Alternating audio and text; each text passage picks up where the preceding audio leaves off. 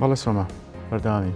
بەڵێ باز لە تەوەری یەکەمی ئەمڕۆی پرۆگرامەکەمانەکەین کە بەشێک لە شاعیرەکەمان ئەدەبیە. بەڵێ بەشێک لە شاعیرەکانی هێمن موکریانی بە دەستنووسی خۆی بڵاوکراوەتەوە کەوە کە زانین هێمن موکریانی یەکێکە لە شاعیرە ناودارەکانی کورد جگەلەوەی کە شاعیر بووە، وەرگێڕ بووە، نووسەر بووە و شۆڕژگەڕێکی بەتواناش بووە. و باس لە ئەو کتێباکەین کە بڵاوکراوەتەوە بە ناوی شیوەنی من شیوەنی ئینسانیە کە سۆ گفتوگۆ لەسەر ئەم بابەتاکەین بە میوانداری زۆر بەڕێز عەبدوڵڵا ساڵح کە بەڕێزیان نووسەرن و ڕاستەوخۆ لا ستۆریبانی کورسات نووسەوە لەگەڵماندان. کاک عەبدوڵڵا سڵاو لەبێت بەیانیت باش بەخێر باش بەیانی باش مامۆستا بەیانی باش سپاس بۆم دەفەتە سپاس بۆ ئێوەش و سپاس بۆ مستافی کورسات کە ئەو فرسەتیان بۆ من خۆڵقان کە بتوانم ئەم کتێبە بناسێنم. زۆر سپاس بۆ ئامادەبوونت. کاک عەبدوڵڵا ئەگەر سەرەتا لەوە دەست پێ بکەین کە زانین کە ئەم کتێبەی کە بڵاو کراوەتەوە بەشێک لە دەستنووسەکانی شاعیری بەتوانە هێمن موکریانیە ئەگەر بە شێوەیەکی ورد باس لە کتێبەکە بکەیوە ناوەڕۆکەکەی چی لە خۆی گرتووە جگە لە دەستنووسەکانی هیچ بابەتێکی دیکەی تێدا؟ خۆی لە ڕاستیە دەبێ بڵێم کە ئەم شاعرانە زۆربیان یا دەتوانم بڵێم هەمویان لە دیوانەکانی مامۆستا هێمن بڵاو کراونەتەوە. بەس نرخی ئەم کتێبە لەوەدایە کە دوو دەفتەری دەستنووسی خۆیەتی منیش هەردوو دەفتەرەکەم وەک خۆی کردووە بە کتێب و خستومەتە بەر دەستی بەرچاوی خوێنەرانیە عاشقانی شایری مامۆستا هێمن. ئەم دوو دەستنووسە وەختی خۆی مامۆستا هێمن لە ئەنجامەوەی کە ئێمە پەیوەندیشی تونند و تۆڵمان هەبوو بەیەکەوە ئاخر ڕۆژ کە کوردستانی عێراقی بەجێهێش لە ئۆردوگای بەستەستێن بوو لە دوای ناردم ئیتر لەوێ هەندێک گفتوگۆمان کرد و ماوەیەکی زۆر بەیەکەوە بووینەوە ڕۆژە ئەڵبەتە بە نهێنی هاتبەوە لەوەغا. ئەم دوو دەفتەرەیدا بە من وتی ئەم دوو دەفتەرە ئەمانەتی بێلای تۆ و پێشکەشی یەکەم بە شارەکەی قەڵاتزێ. ئەم دوو دەفتەرەی ئێستا لای من پارێزراوە بەڵام بۆ ئەوەی کە ئەدەب دۆستان و عاشقانی شعری مامۆستا هێمن لێی بێبەش نەبن کردومە بەو کتێبە و پێشکەشی بینەران و خوێنەران کردووە. بەڵێ مامۆستا هێمنی شاعری نەتەوەی و دڵداریش بووە. بەڵێ وایە. جیاواز لەو بەرهەمەی تۆ چەندین بەرهەمی تریشی چاپ کراوە. ڕاستە بڵێ. مەبەستم جیاوازی چیە لە نێوان ئەو کارە نوێی کە تۆ کردوتە و بەرهەمەکانی پێشوو کە لەسەر مامۆستا هێمن یاخود دیوانەکانی کە بڵاو کراونەتەوە؟ بەڵێ هەروەکو پێشتریش باسم کرد جیاوازیەکەی تەنیا لەوەدایە کە ئەمە دەست و خەتی خۆیەتی دەستنووسی خۆیەتی لە هەندێک شوێن مەسەڵەن بۆ نمونە لە یەکێ لە شێعرەکانیدا باسی ئەوە دەکا ئەڵێ ئەم شێعرەم کاتێک کوتووە کە پێم وا بووە لە سەرە مەرگدام. ئەمە مەسەڵەن لە دیوانەکان چاپکراوەکانە ئەوەی تیان نییە یا یعنی هەندێک هامشی داوە بە شێعرەکان کە خۆی نووسیوێتی ئەمە لە کتێبە چاپکراوەکانیدا ئیشارەی پێ نەکراوە. ئەنجا ئەرزشەکەی لەوەدایە کە ئەم خۆی دانی شتەکانی نووسیوەتەوە کردوێتی بەم دەفتەرە. باشە کاک عەبدوڵڵا ئەمە تەنها لێک بەش پێکاتووە و لە چەند لاپەڕە پێکاتووە هەمووی؟ بەڵێ خۆی لە ڕاستیە دوو دەفتەرە ئەو شێعرانەیە کە لە دوای دیوانی تاریک و ڕوون کتوویەتی یان نووسیوێتی و لە دوو دەفتەرەکە دووبارەبوونەوەشی تایە. مەسەڵەن بۆ نمونە ناڵەی جودایی لە دەفتەری یەکەما هەیە لە دەفتەری دووەمیشدا هەیە ئێوارەی پاییز لە دەفتەری یەکەمدا هەیە و لە دەفتەری دووەمیشدا هەیە. بەڵام من وەک ئەمانەتێک کە هەردوو دەفتەرەکەم کردو بە کتێب دەستکاریم نەکردو ینی چۆنە دەفتەرەکە ئاوە چاپم کردوێتەوە. بەڵێ کاک عەبدوڵڵا جیاواز لەوەی کە مامۆستا من بێجگە لە شێعرەکانی بێجگە لەو دەستنووسانە ئاڵوگۆڕی نامەی لەگەڵ شاعیرانی تر کردووە هاوڕێیانی سەردەمی خۆی بە تایبەتی مامۆستا هەژار موکریانی کە هاوڕێ مناڵی خۆی بووە. مامۆستا هیچ لەو نامانە بڵاو کراوەتەوە لە دەستنووسەکەیە؟ ئەوەی کە خۆی لە دیوانەکانی خۆیە لە سەرگوزەشتەی خۆیدایە لە پێشێکی تاریک و ڕووندا ئەگەر بڵاوی کردبێتەوە چونکە پەیوەندی مامۆستا هێمن و مامۆستا هەژار ئەوەندە تونند و تۆڵ بووە کە هاوڕێی مناڵیشی بووە. بەڵێ هاوڕێی مناڵیشی بووە. ئەنجا هەردووکیشیان بە قسە خۆش و نوکتە و زمانزان و ئەبانە ڕازاندویانەتەوە. ئیتر بەشێکی بڵاو کردوێتەوە بەڵام بەشێکی کە ڕەنگە پێویستی نەکرد بێ بڵاوی کرد شتی زۆر تابەتی بینی هەردووچیان بووە. من یەک دوانێک مەسەلەن لەوانە ئەگەر ئەوە بێتوانم دانەیەکیان باس بکەم. کاتێک مامۆستا هێمن لە بەغا ئەندامی کۆمیتە ناوەندی حیزبی دیموکرات بوو و مامۆستا هەژاریش لەگەڵ پارتی دیموکرات زیاتر لەگەڵ ئەوان بوو. مقڕی حیزبی دیموکرات لە بەغا هەموو کەس نەیەتوانی حتا مامۆستا هەژار ڕێگای نەبوو بچێت لەبەرەوە بە تەلەفۆن ماوعیدێکیاندانە بوو لە بەغا لە لای ژوندی مەجهول. جاران ژوندی مەجهولی کۆن شوخمێک بوو ئەسکەرێک بێەوە وەستا بوو ئاگرێک لایسا ئیتر هاوین دەبێ مامۆستا هێمن پێش هەژار دەگاتە ژوندی مەجهول دنیا گەرمە چێتە ژێر شوخمەکە ڕادەوەسێ ئەسکەرەکەیش قسە ناکە. دوای کە مامۆستا هەژار دێ ئەسکەرەکە ئەڵێ کاکە ئێرە شوێنی کۆبوونەوە نییە چیە بڕۆن لەولاوە ئەڵێ کاکە ئەمە باوکی ئەو ئەسکەرەیە کە کوژراوە بۆی هاتووە سەرمەزارەکەی.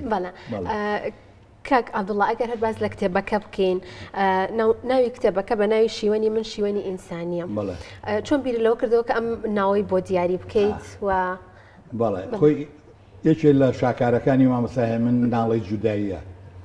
اینجا من ویستم هێمن گەورەتر بێ لەوەی لە چوارچێوەی کوردستان نابێ ڕاستەکەی جا هەر خۆشی ئەم شعرە ینی بەیتەکە ئاوایە شیوەنی من شیوەنی ئینسانیە بانجی ئازادی و گرۆی یەکسانیە ئەم جاڵە شیوەنی من شینی کوردی بێبەشە ئەو گەلەی حاشا دەکەن لێ و هەشە کەواتە مامۆستا هێمن بوعدە ئینسانیەکەیشی قەت فرامۆژ نەکردووە من ویستم وەک ئینسانێک گەورەتری کەمەوە لەوەی کە لە چوارچێوەی کوردستان دابێ. باشە بۆ چاپکردن و بڵاوکردنەوەی کتێبەکەکی هاوکارت بووە بە شێوەیەکی گشتی تا چەند هاوکاری نووسەرانەکرد لە هەرێمی کوردستانە بۆی کە بابەتەکان بڵاو بکەنەوە.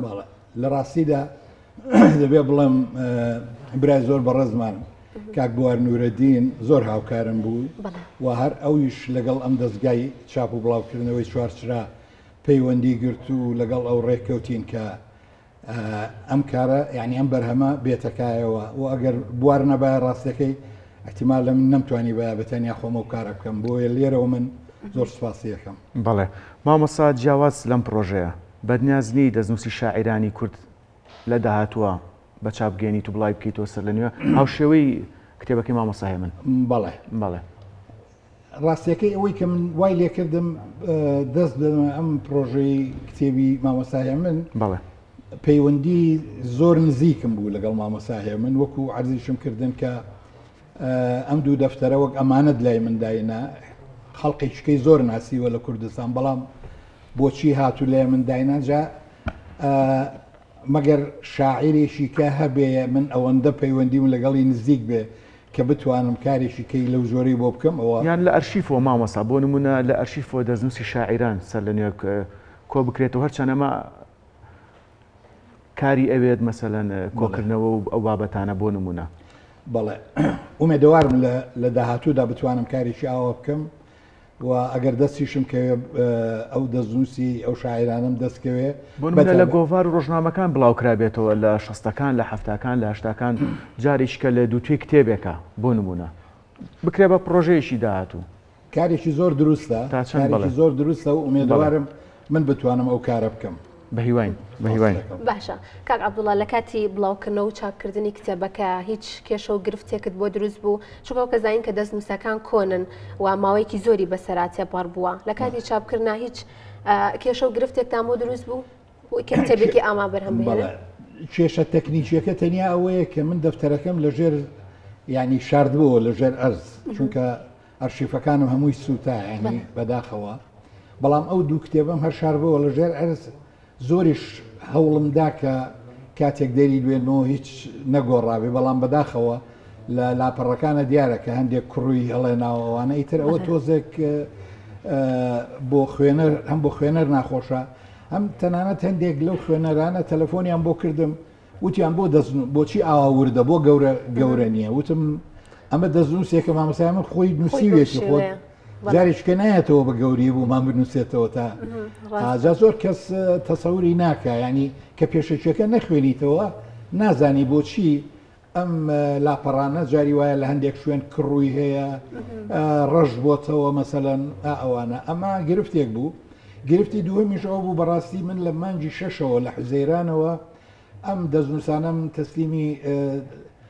دەستگای چوارچرا کردووە بۆ بڵاوکردنەوە، بەڵام بەداخەوە دواکەوت دیارە مەبەستیان بۆ زیاتر کاتێک بڵاو بێتەوە کە بڵێن پێشەنگای نێودەوڵەتی کتێب لە سلێمانی بکرێتەوە بۆیە ئیترە مووی سێ چوار ڕۆژە. باش ئەم لە پێشەنگاکە ئەمانە دانراونیان عرزکراون بە وڵاتیان؟ بەڵێ دانراوە. بەڵێ مامەسا پێشوازی خەڵک چۆن بوو بۆ ئەم کتێبە؟ کاردانەوەکان بە شێوەیەکی گشتی مامەسا.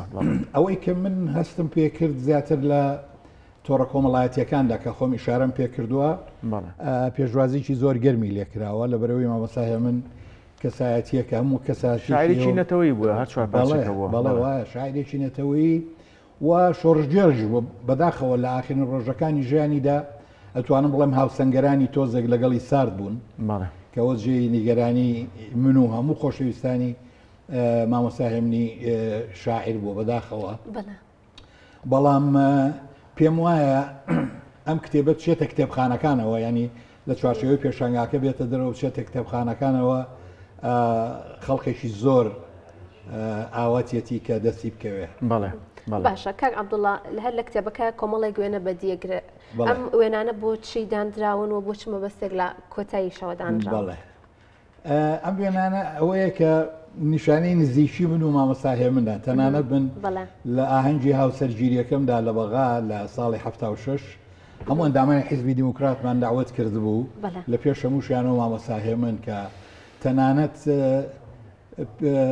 پێشنیارێکم پێکردوتم ئەمە یەکەم ڕۆژی ئاهەنگی هاوسەرگیریمە ئەگەر مناڵێکمان بوو ناوی بنێم چی؟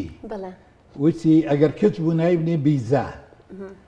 ئێستا بیزا کچەکەم کچە گەورەکەم و مناڵیشی هەیە سواس دەکەم. وتم ئەگەر کوڕ بوو تۆزێک وەستا وتی کوڕە ناوی بنێ دڕک ناوی بنێ زی بۆی بچەقێتە چاوی دوژمنان.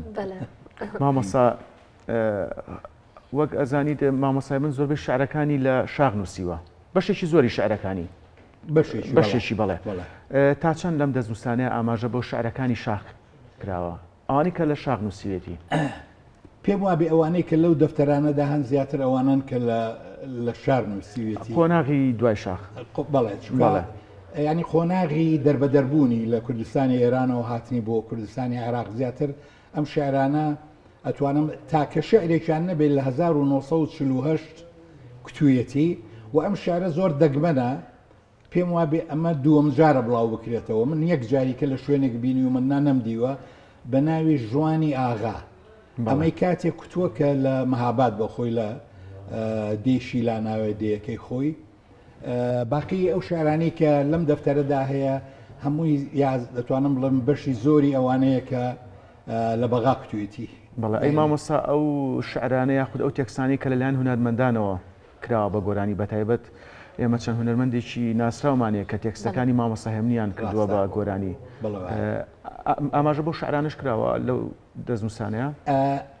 شعرەکان خۆیان هەن بەس ئاماژەی بەوە ئاماژە نەکراوە بەوەی کە ڕاستە خۆ ئەم شعرە کراوە بە گۆرانی پلان کەسەوە. بەڵام شعرەکان بەشی شعرەکان هەیە مەسەن بۆ عیشق و ئازادی ئەگەر چی شەو درەنگە ساقی بۆم تێکە کەمێکی تر.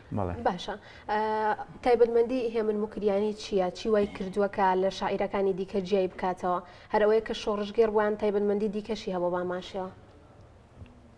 بە بۆچوونی خۆم تایبەتمەندی مامەساهێ من لەوەدایە کە شعری بە زمانی خەڵک کوتووە و تەکنیکی شعرەکەی ئەوەندە عالی ئەوەندە ڕاقیە کە ناخی ئینسان دەهەژێنێ بە تایبەتی ئەوانەی سەردەمی خۆی چکە شعرەکانی مامەساهێ من زیاتر ئەتوانم بڵێم شعری کلاسیکین ینی هۆنراوی کلاسیکین زیاتر وەزن و قافیە هەیە وەزن و قافیە هەیە بەڵێ هەرەوەڵا وەزن و قافیە هەیە و هەموو شعرەکانی تقریبان ئاوایە. ئەم جا مامۆساهێ من ڕۆمانە شعریشی هەیە لە یەکەم شعری ئەمە بەشێکە لە ڕۆمانی سووری دەوران خۆی شارەی پێکاڵێ ئەمە پاژماوەی شعری ڕۆمانی سووری دەورانە لێرەدا جارێکیکە بڵاوی دەکەمەوە. بەڵێ بەڵێ ئەتوانین بڵین گرنگی و بەهای ئەم جۆرە کتێبانە لە چیە تا چەند لە داهاتوە بێتە سەرچاوێکی باش بۆ توێژینەوە بۆ کەسانی کە خوێنەری کتێبن هەروەها بەتای بە شار. بەڕای من گرنجەکەی لەوەدایە کە یعنی ئێمە بایەخێکی زۆرمان بایەخێکی زۆر بدەین بە دنیای ئەدەب و دنیای شعر و شاعیرانی خۆمان لەبیر نەکەین و نەوەکانی داهاتووشمان ئاگادار بن لەوەی کە ئەم شاعیرانە چ کارێکیان کردووە و چۆن ژیاون و چیان دیوە و ئەمە بێتە ئەزمونێک بۆ نەوەی داهاتوو. بەڵێ مامۆستا گۆرانی نەمر بە شاعری وەسف ناسراوە. بەڵام مامۆستا هێمن سیرەکەی کە شعری بۆ جوانی وتووە یان شعری دڵداری وتووە ئەویش بە شاعری وەسف پێناسە ئەکرێ لە بەرامبەری شاش وەک پێشتر ئاماژەمان پێیا شعری نەتەوەیشی وتووە. ڕاستە یعنی بەهرەکانی جیاوازە وەسفەکانی جیاوازە هەم لە بواری نەتەوەی هەم شعری بۆ جوانی و دڵداریش وتووە. ڕاستە ئەم جیاوازێت چۆن مامۆستا هێمن بەڵێ ئەتوانم بڵێم شعری بۆ ژن کوتووە بۆ جوانی کوتووە و بۆ ژن ئەمجا شعری نیشتمانی کوتووە و هەموو شعرەکانی ئەگەر تۆ سەیری بکەی کۆپڵەیەکی یا لە ئاخریدا هەر هاتۆتەوە سەر ئەو جوانیە تەنانەت شعرە نیشتیمانیەکانیشی ئاخی نیشتیمانی بە بابەتیشکەوە هەر گرێیاوەتەوە بۆ گرێی داوەتەوە بەوە. ئەنجا من پێم خۆشە لێرە ئیشارە بە شتێک بکەم جارێکیان ئەوم لەگەڵ باس کرد مامۆستا من شاعیرێکی زۆر دڵفراوان و یعنی هەتا مناڵێک ئەگەر ڕەخنەی لێگربایە ینی هیچ بەلایەوەگرین بە شەرتێ ڕەخنەکە لە شوێنی خۆی دابایە. وتم مامۆستای من تۆ ئەم هەمووە باسی جوانی ژن دەکەی و ژنوە و ئەوە ینی شعرەکانت هەمووی زیاتر باسی جوانی ئافرەتە بۆچی لە شوێنێکدا دەڵێ بەژنەکەت سێدارەیە کەس دێت تەنافە زوو بەدەی بیخە ئەستۆی من کە کوردم کورد بەشی خنکاندنە. وتم ینی جوانی ئافرەت بۆ نابێت تۆ بەژنەکەی بکێ بە سێدارە یا کەزیەکەی بکێ بە تەناف و خەڵکی پێ بخین شوێنی وتی دروست وایە کاکە بەڵام ئەوە لە کاتی خۆی داوترەوە. مامۆستا عەبدوڵڵا ساڵح سپاس بۆم دەرفەتە سپاس کە میوانی بەیانی کورسان ویست بوویت.